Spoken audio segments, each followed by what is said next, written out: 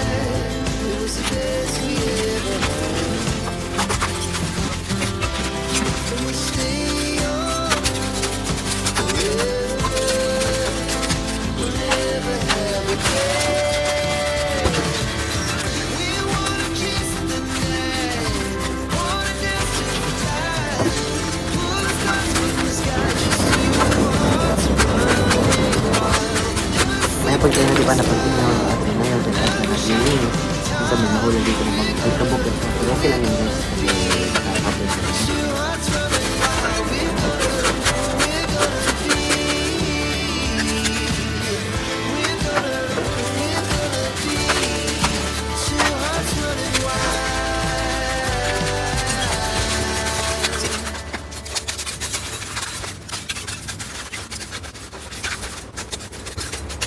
Kasi mabigat na yung ano guys, kasi puno na guys, so kailangan natin patulong dun sa mga nag-turn ng leader guys no, o yung kubil ko guys no, itong malaking kubil ko guys no, para